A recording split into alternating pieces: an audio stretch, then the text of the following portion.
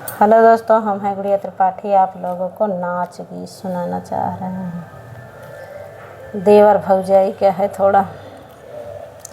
हमार तोहर बाजी लागल देवरा, हमार तोहर बाजी लागल देवरा।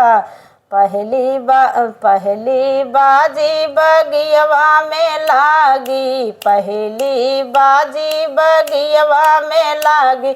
हमार ने बुला तोहर डरिया ये देवरा, हमार ने बुला तोहर डरिया ये देवरा। हमार ने बुला तोहर पेड़वा ये देवरा।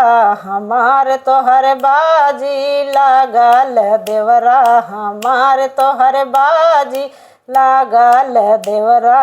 दूसरी बाजी कुवनवा पे लागी, दूसरी बाजी कुवनवा पे लागी। हमार रसरी तोहर घैला देवरवा, हमार रसरी तोहर घैला देवरवा। हमार रसरी तोहर घैला देवरवा। हमार तोहर बाजी लागी देवरवा, हमार तोहर बाजी लागी देवरवा।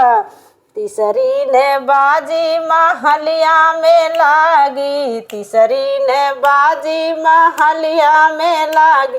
हमार से जिया तोहर तकिया देवरवा, हमार से जिया तोहर तकिया देवरवा। हमार तोहर बाजी लागी देवरवा, हमार तोहर बाजी लागी देवरवा। हमार तोहर बाजी लागी देवरवा। हेलो दोस्तों, कैसे लगा कमेंट में जरूर बताना।